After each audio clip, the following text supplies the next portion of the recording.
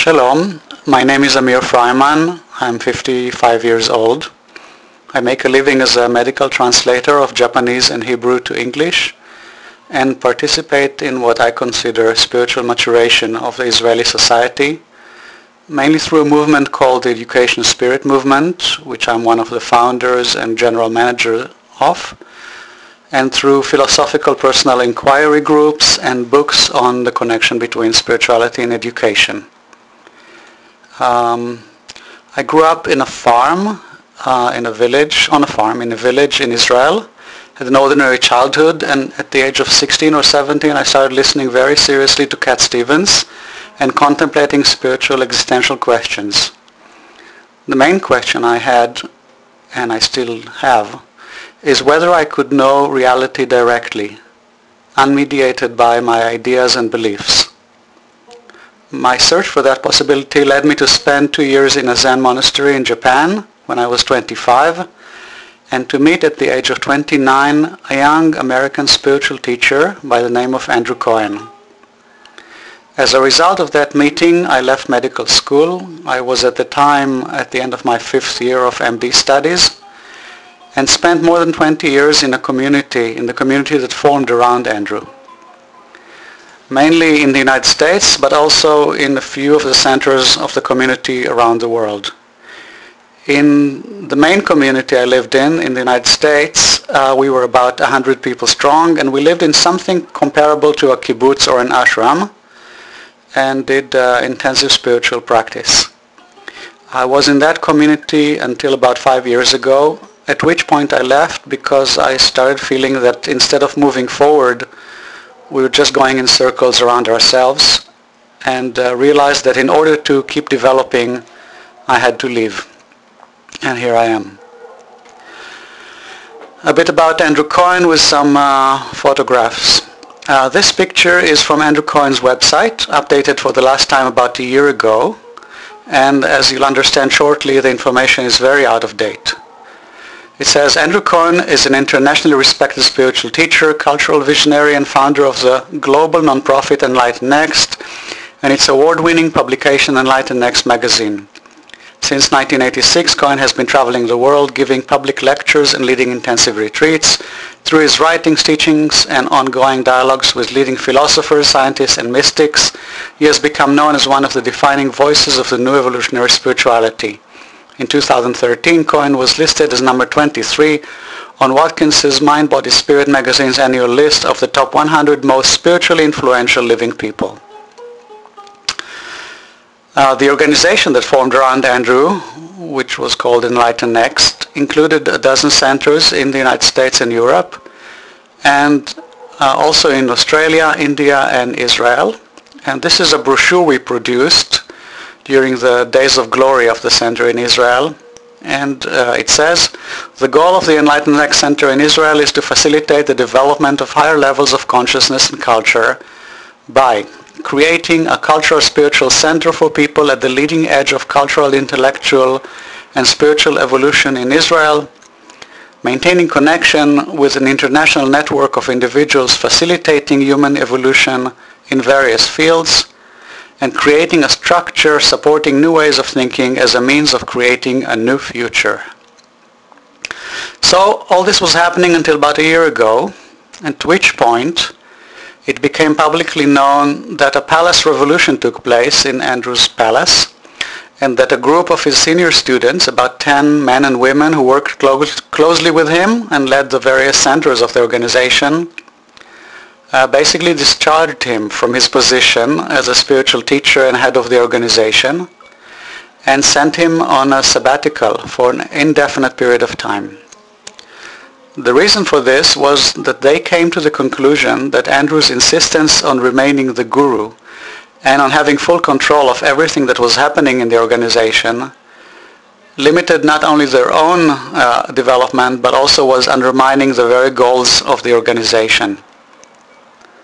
About a month later, Andrew posted the last post in his personal blog under the title An Apology, in which he wrote, I'm 57 years old and currently find myself facing the biggest challenge of my life.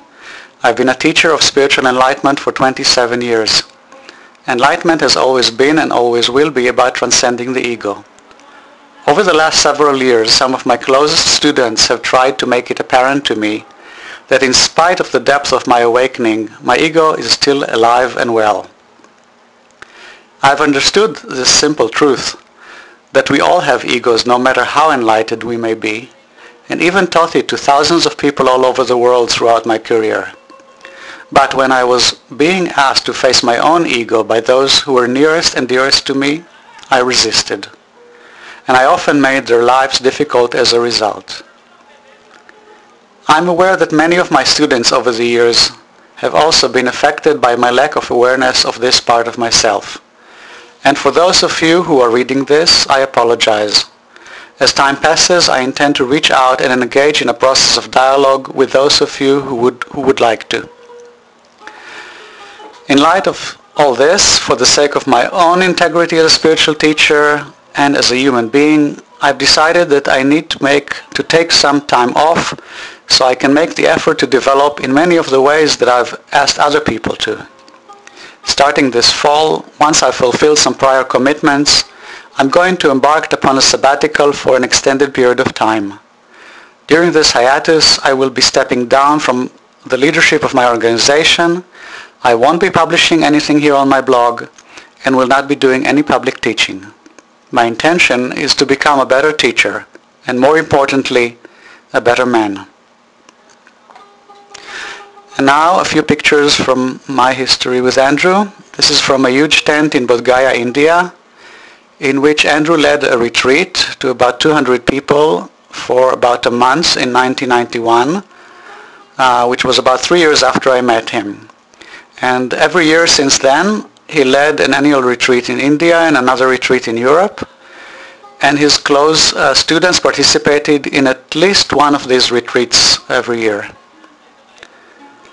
This is a picture of a meeting of the men, a men's meeting in the community in our center in the United States. Life in the community included usually several meetings a week in various compositions. Men, women, people practicing celibacy, people in relationships, Israelis, German, Dutch, weak people, arrogant people, unreal people, people who try to please everybody, etc. And this is a picture of my first head shaving. In the community there was always a group of people who chose to practice celibacy, always for a set period of time. And those people shaved their heads as Buddhist monks do in Asia. I was celibate for a good part of my time in the community, and I was also in a relationship for a few years during that period. And this is a picture of Andrew and myself. As you can tell, it was taken when I wasn't celibate, and also when both of us still had completely black hair. What did I receive from my relationship with Andrew? Very briefly, two main things. First of all, thanks to my relationship with Andrew, I had the opportunity to engage in intensive spiritual work together with many serious, intelligent, and committed people for 20 years, and to get to intimately know not only myself, but also dozens of other people, especially in the context of the friction between individuality and collectivity, which I think is one of the most powerful spiritual practices. I don't think that such intensive and long-term collective processes happen without a spiritual center in the center, without a spiritual teacher in the center. I haven't heard of such situations yet, anyway. And secondly, in my opinion, I came out of that process a better person. That is, more mature, more reliable, more dialogous, etc., than I would have been had I not been under Andrew's guidance. My love for him and trust in him enabled me to go through crises, reach insights, and mature mentally and spiritually much more than I would have been able to had I tried to make the spiritual journey on my own. I'd like to end with a question to the panel.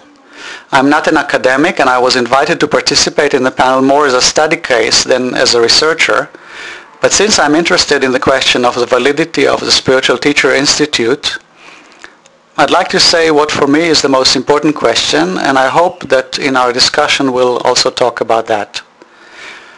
First, I'd like to say what, in my opinion, characterizes a student-teacher relationship in a spiritual context and what distinguishes it from other somewhat similar relationships, such as of a psychologist or a mentor to their trainees. The main difference I see is that in the relationship with a spiritual teacher, the student gives the teacher a mandate, which is not given in any other context, to take him to places that he wouldn't of his own initiative go to, and to bring him to undergo experiences that he wouldn't of his own initiative choose to experience, even without understanding the reason for them. The student actually says to the teacher, I realize that with my own mind and willpower, I will not be able to get where I want to get, and that I need you to lead me there, beyond the limits of my mind and willpower. Therefore, the student agrees that in a case of disagreement with the teacher, and even in a case of fundamental disagreement, he would trust the teacher more than he trusts himself. Such a contract doesn't exist in any other kind of relationship, I think. And now my question. If we put aside the assumption that there is such a thing as a fully enlightened person, that is, someone who is completely free of his ego motives and is always and only motivated by love, compassion, and a perfectly clear vision, does that mean that we also give up on the Spiritual Teacher Institute? Or can that institute continue to function effectively, even if the teacher and student take into account the possibility that the teacher may be motivated at times by selfish motives and make serious errors of judgment? And what will be, in such a case, the contract between the student and teacher? Thank you for listening.